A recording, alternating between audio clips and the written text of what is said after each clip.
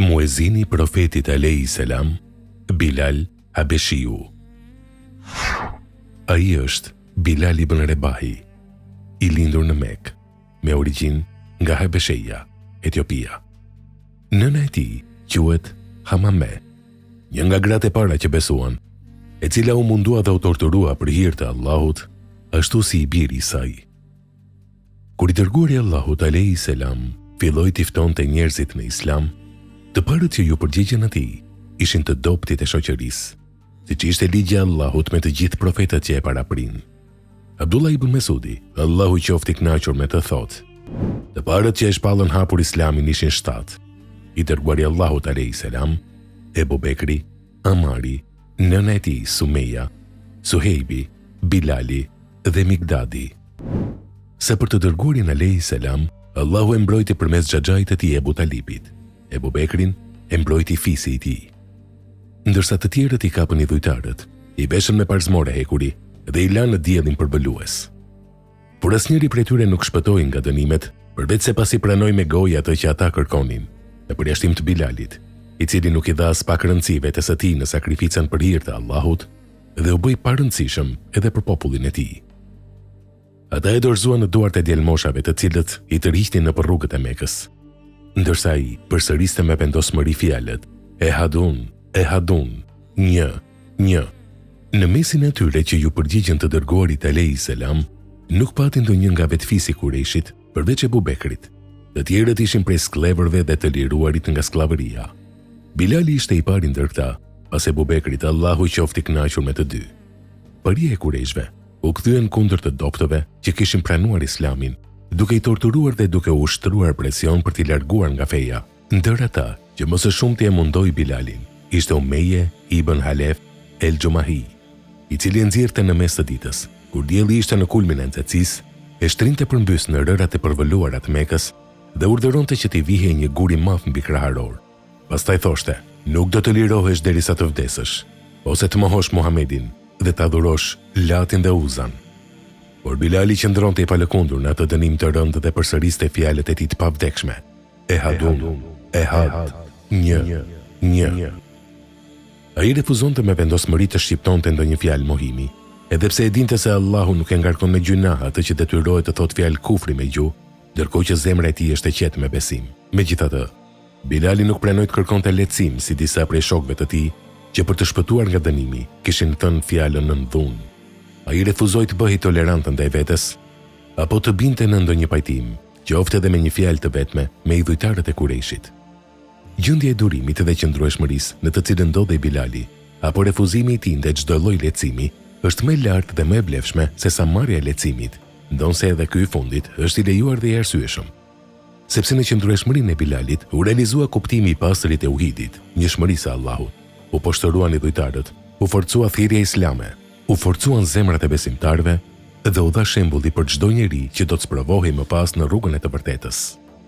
Sikur të gjithë ata që u munduan për hir të fesë të kishin kërkuar lehtësim, fjala e tauhidit do të ishte dobësuar, ndërsa fjala e shirkut i dhujtarisë do të ishte përhapur e forcuar. Padrejtia e mohuesve do të ishte shtuar, thirrja do të ishte tronditur, zemrat e besimtarëve të dobët do të ishin lëkundur dhe shumë prej atyre që ende nuk ishin besuar do të ishin larguar plotësisht. S'ka dyshim se gjendja e durimit dhe e moslejimit të lehtësimit është gjendja e pejgamberëve, paqja dhe bekimi të Allahut qofshin mbi ta, dhe fisnikëve ndër pasuesit e tyre, prej të cilëve shumë u vranë dhe u torturuan, siç e ka përmendur Allahu në tregimet e tij në librin e madhërisëm. Ebu Bekri, Allahu qoftë i kënaqur me të, ishte thirrës i Islamit që nga dita që besoi, dhe Bilali ishte ndër të parët që ju përgjigj ftesës së tij.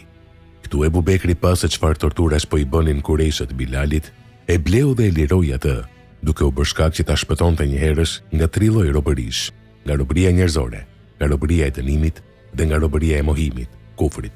Ai e bleu dhe e liroi gjithashtu nënën e tij, Hamame, si edhe disa skllëvër të tjerë që ishin torturuar në rrugt të Allahut. Sa e lartë është grada e këtij njeriu që liroi një nga njerëzit më të mirë. Allahu qoftë i kënaqur me ta. Bilali mori pjesë në të gjitha betejat për krah të dërguarit Allahut alayhi salam. Pas vdekjes së Ebu Bekrit, Allahu qoftë i kënaqur me të, ai doli drejt Shamit si luftëtar, ku qëndroi si rojtar i kufive derisa vdiq atje. Në betejën e Bedrit, ai u përball me armikun e tij të vjetër, Umeje ibn Halefin, i cili dikur e kishte torturuar rënd, umjejen e kishte zënë rob Abdurrahman ibn Aufi. Por para se të bashkoheshin robrit, Bilali e njohu dhe e vrau me dorën e vet. Kështu Allahu ja mundsoi ta kmerrej ndaj atij që kishte munduar për shkak të fesë. Bilali ishte muezini i parë në Islam. Ai vazhdoi ta thërriste ezanin gjatë jetës së të dërguarit alayhis salam dhe sipas një transmetimi edhe gjatë jetës së Ebu Bekrit. Më vonë kur shkoi në Sham dhe erdhi atje halifi Omer ibn el-Khattabi, Bilali e thiri ezanin një herë të vetme. Ajo thirrje bëri që ai vetë të qanta dhe të qanin të gjithë pranishmit, sepse ezani i tij u kujtoi ditët e lumtura me profetin alayhis salam. Bilali, ndërsa përjetonte torturat e rënda në Mekë, e përmendte pa pushim emrin e Allahut, Ehad, një, dhe nga ëmbëlsia e besimit në njëshmërinë e tij, dhimbja e trupit i lehtësohej.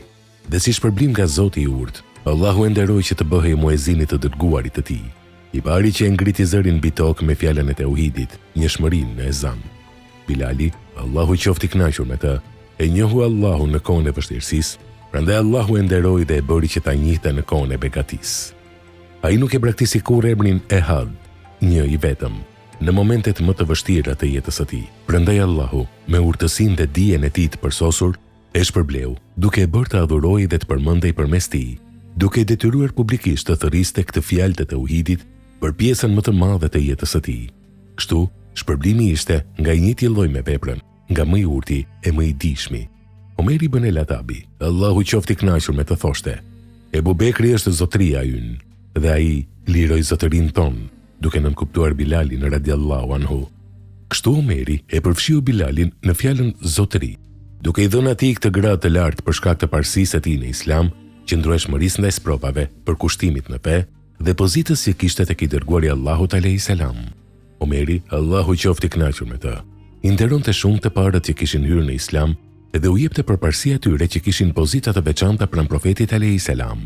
Madje, kur i biri i tij Abdullah ibn Omeri u ndjei pa kënaqur pse Usame ibn Zeid mori më shumë shpërblim se ai, Omeri i tha: ai ishte më i dashur tek i dërguari Allahut alayhis salam se sa ti, dhe jati i tij ishte më i dashur për të se sa babai yt. Kjo ndonse pozita e Omerit, Allahu qoftë i kënaqur me të, në virtyt është e njohur dhe e lartë, por këta ishin sahabët, Allahu i mëshiroft, të cilët e harronin vetveten kur përmendin virtytet e të tjerëve, sikur të mos kishin asnjë merit për veten e tyre. I dërguari Allahut alayhis salam, një natë pa në ëndër se kishte hyrë në xhenet dhe dëgjoi kërcitjet e sandaleve të Bilalit që ecste përpara tij në xhenet. Atëherë profeti alayhis salam i tha Bilalit: "Më trego për veprën më shpresplot që ke bërë në Islam, për të cilën e mendon se do të sjell më shumë dobi." Bilali u përgjigj: "Nuk kam bërë ndonjë vepër në Islam që e shoh më shpresplot për mua se sa kjo.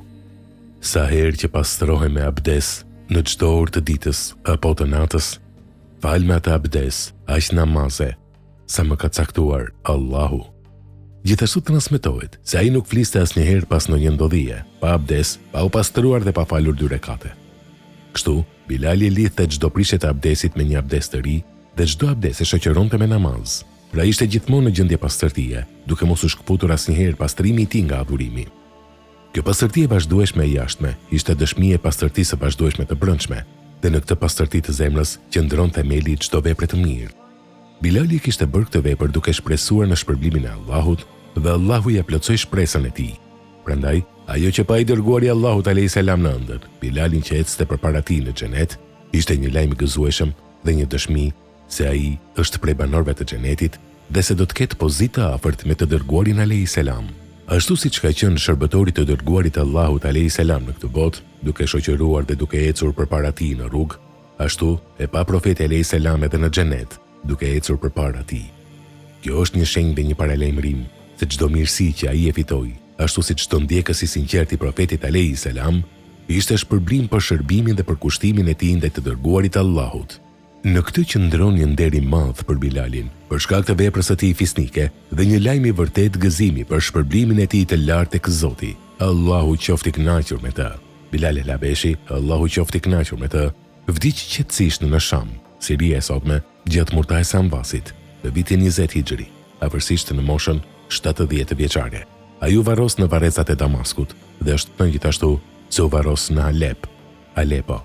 Allahu e mëshiroft dhe në bashkoft me të në shtëpinë e lumturisë së përjetshme. Amin.